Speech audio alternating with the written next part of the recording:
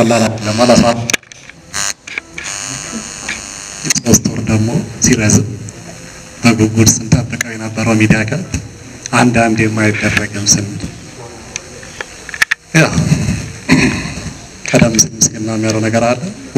ሁሌም ከፊታችን ለሚቀርበው ፈጣሪ ማመስገን እንፈልጋለሁ። ከዛ በመቀጠል ግን የሚዲያዎቹ ማስተዋጽኦ ከፍ ያለ ነው። ለነሱ ትልቅ ምስጋና አለኝ። በዚህ አጋጣሚ 25ቱን ሚዲያዎች እንድታመሰግኑልኝ በአክብሮት ጠይቃለሁ። ይህ ፕሮግራም አምነው ፕሮግራም እንድናዘጋጅ በራቸውን ስናንኳኳ አለን ብለው ስፖንሰር አደረጉልን ለአበሻ ቤቨሬጅ ፌር ካምፓኒ ወይንም ለአበሻ ቢራና ለንጉስ ትልቅ ምስጋና አለኝ።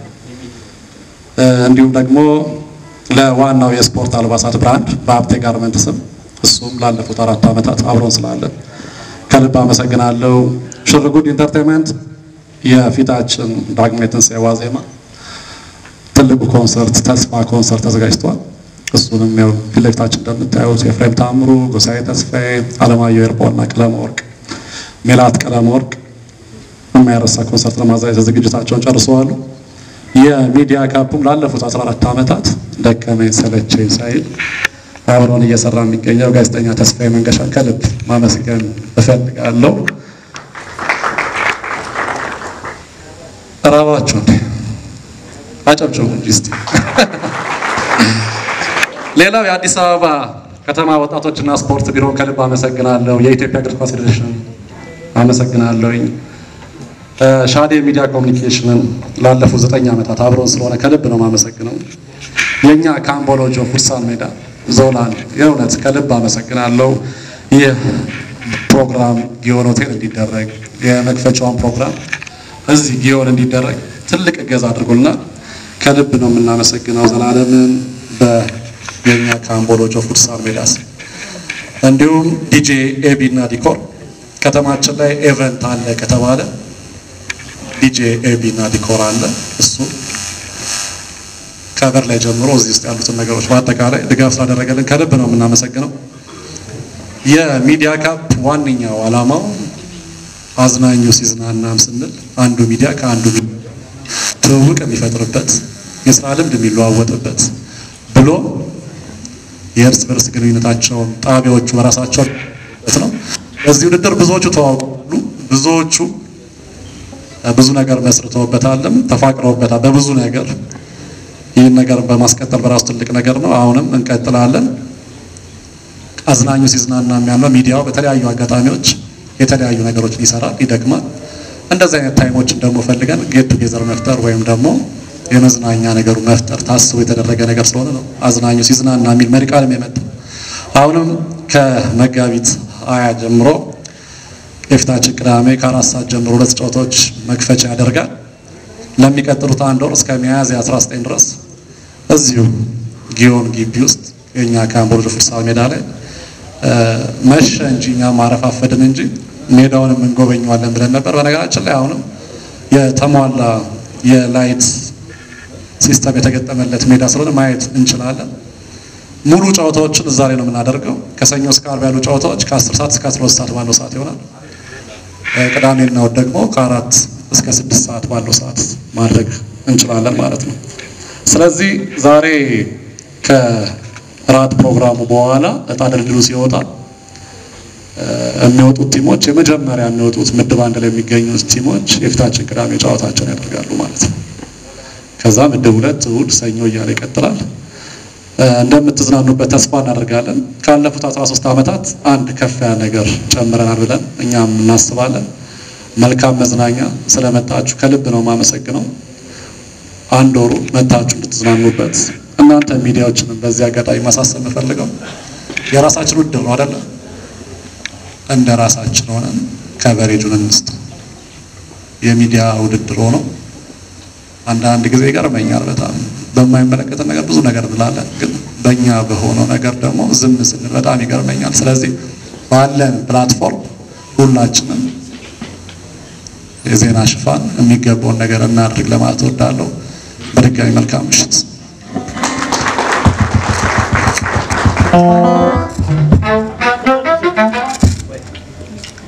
አንዱዓለም አስፋው የዚህ የሚዲያ ካፕ መስራችና አዘጋጅን እባካችሁ በጭብጨባ በድጋሚ አመስግኑልን።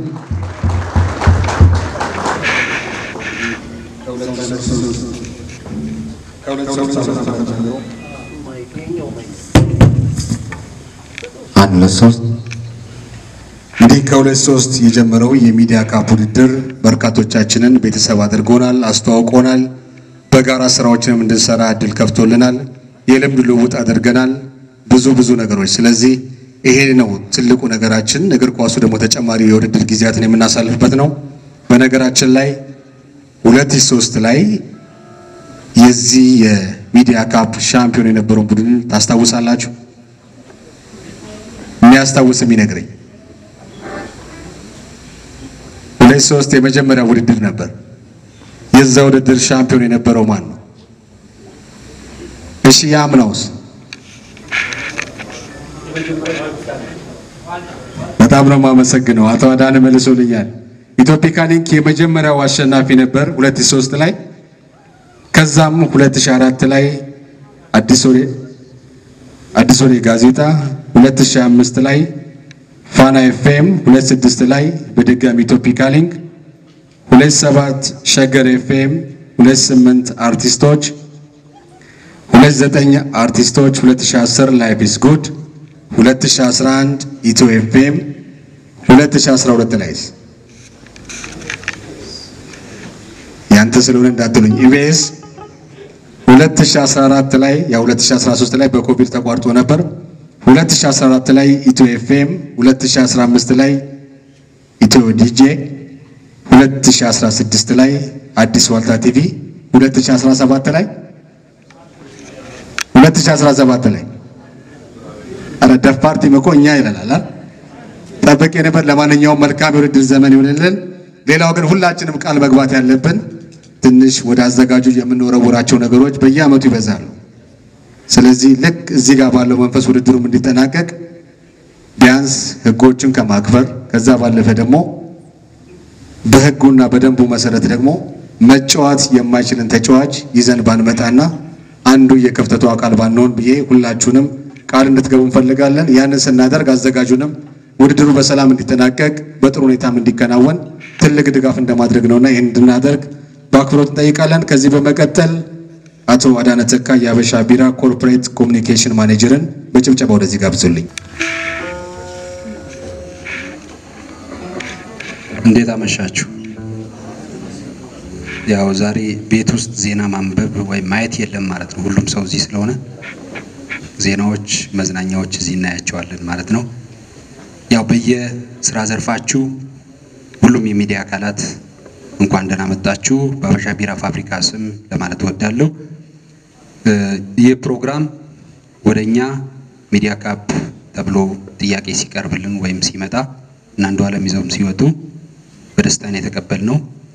አንዱዓለም በነገራችን ላይ በዚህ አጭር ጊዜ ውስጥ ከሱ ያየነው ነገር ኮሚትመንት፣ ዲሲፕሊን፣ ሃርድ ወርክ በጣም ጠንካራ ነው። አያስተኛችሁም። 6 ሰዓትም ማታ 7 ሰዓትም ሊደውል ይችላል ይሄ ነገር እንዲሳካ። ቅድም እንደተነሳው ለ13 ጊዜ እንደዚህ አይነት ዝግጅት ማዘጋጀት በጣም ከባድ ነው።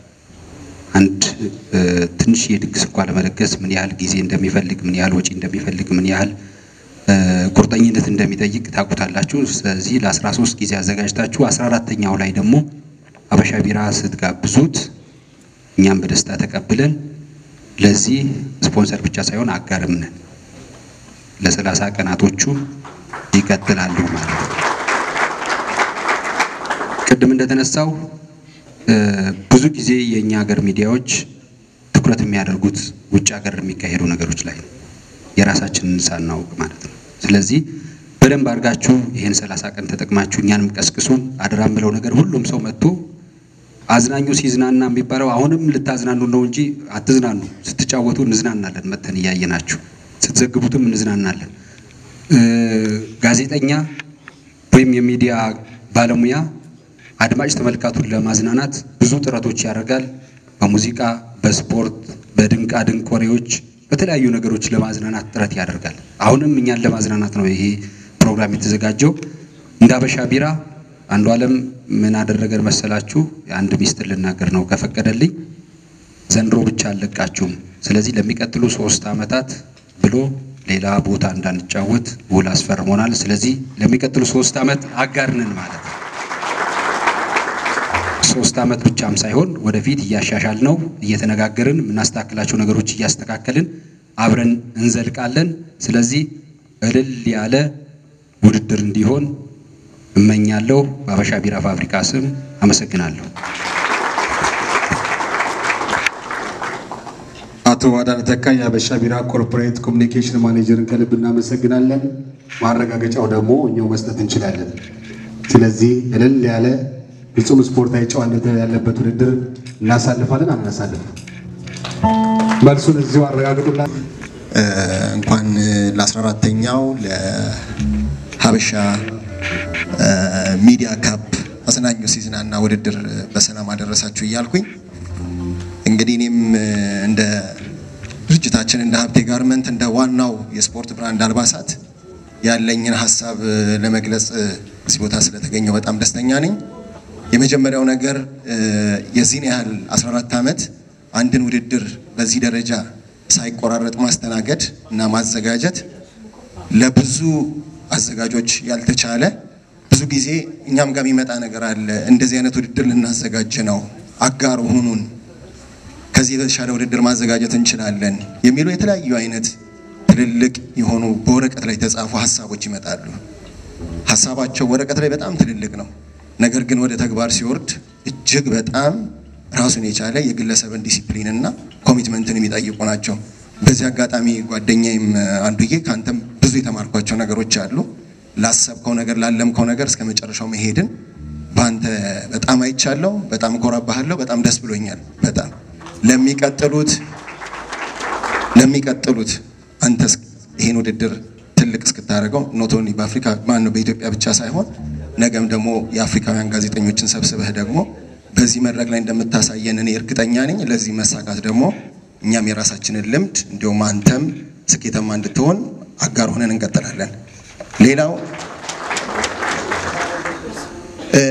በራዲዮ፣ በሶሻል ሚዲያ፣ በቴሌቪዥን የምናውቃችሁ ታላላቅ ተጽዕኖ ፈጣሪ ጋዜጠኞች እኛ ኢትዮጵያኖች እኛም እንደ ተቋማችን ስትዝናኑ ማየት እንፈልጋለን።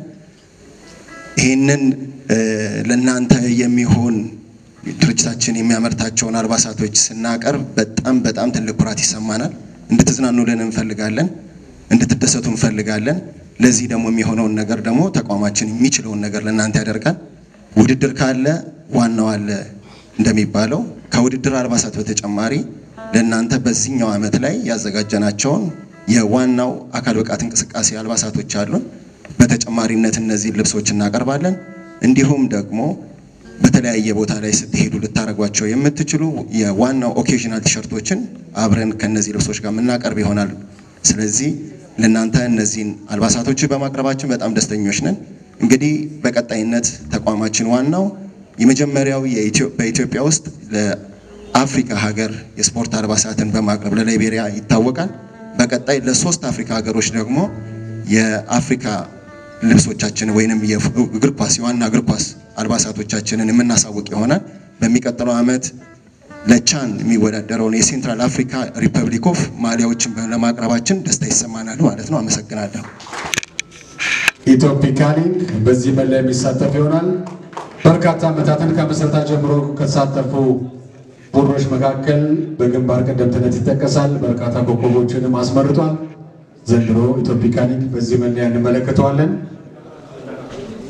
እስቲ ባካችሁ እስካሁን ድረስ ላያችሁት መለያ እንኳን ዋናው ስፖርትን በደንብ አመስግኑልኝ።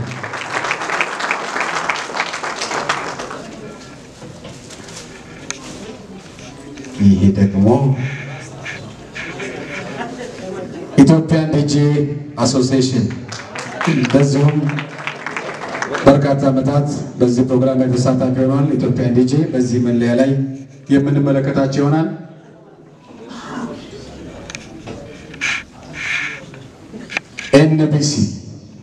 ኤንቢሲም በዚህ መለያ ሀበሻ ሚዲያ ካፕ ላይ እልል ያልከው ሀበሻ እያለ ይሳተፋል ማለት ነው። አሉላ ማሊያቸው ይህን ይመስላል።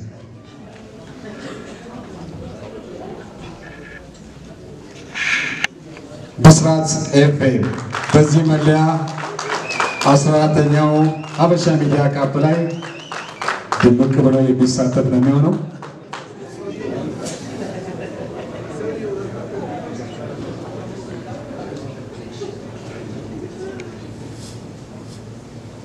አሁን በድጋሚ ከሀገር አልፈው በአፍሪካ በፕሪሚየር ሊጉ በተለያዩ ክለቦች በጤና ውድድር መለያውን በደንብ እየተመለከትን ያለነው ዋናው ስፖርት አሁንም ከጎናችን በመሆን ለዚህ ለሚዲያ ካፕ ውድድር ላበረከታችሁልን ሁሉ ድጋፍ በድጋሚ ከልብ እናመሰግናቸዋለን። ቀጣዩ መለያ ደግሞ አዲስ አበባ ፖሊስ ቀደም በቢጫ አይተነዋል። አይ ቲንክ የሁለተኛ ማሊያቸው ነው ማለት ነው።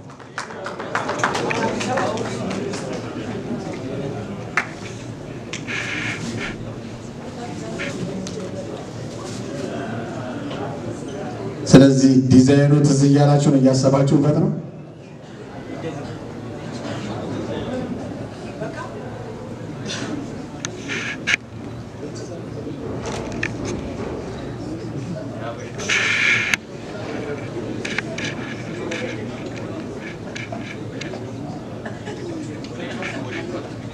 እሺ ምናልባት ተሳታፊ ቡድን ሆነው ያላየናቸው ማሊያ አሉ።